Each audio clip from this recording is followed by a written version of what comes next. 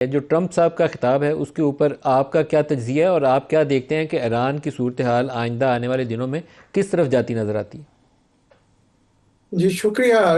Donald Trump صاحب کا جو خطاب تھا مایوس کن تھا، کیونکہ انہوں نے کوئی اعلان ایسا نیا نہیں کیا۔ جو پچھلے 4 ہفتے سے باتیں کر رہے تھے مختلف ٹویٹس میں، انہی کا ازالہ تھا، اور اس میں تضادات بہت بھرے ہوئے تھے۔ میں سمجھتا ہوں کہ اتنے بڑے ملک کی قیادت سے یہ توقع کی جاتی ہے کہ وہ کم از کم کوہیرنٹ ہو کے ایک ایسی بات کریں جس سے دنیا کا سارا جو امن وابستہ ہے اس کی وہ لاج رکھیں۔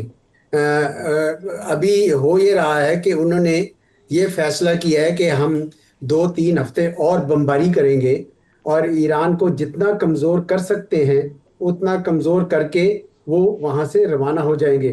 گویا ان کا کوئی ہدف مکمل نہیں ہوگا، صرف وہ ایران کو کمزور کرنا چاہتے ہیں۔ اور کمزور بھی کیا، یہ نہیں کہ بھئی عسکری فیسلٹیز پہ کریں، وہ تو اسکولوں پر بھی کر رہے ہیں، یونیورسٹیز پہ کر رہے ہیں، وہ ہسپتالوں پہ کر رہے ہیں۔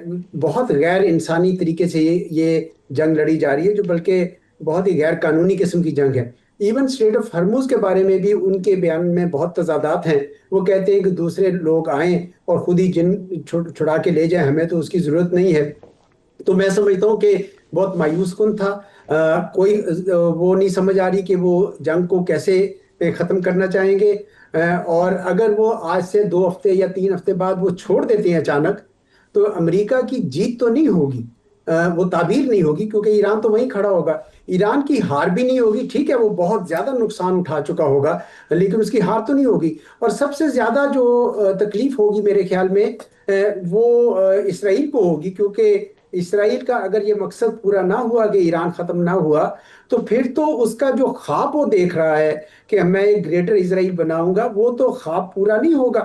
اور ساتھ ہی ساتھ خلیجی ریاستوں کے لیے بھی میرے خیال میں لمحہ فکریہ ہے۔ انہوں نے پورا اپنا دفاع امریکہ کے ذمہ سونپا ہوا تھا، وہ اڈے اڈے ان کی حفاظت نہیں کر سکے ہیں۔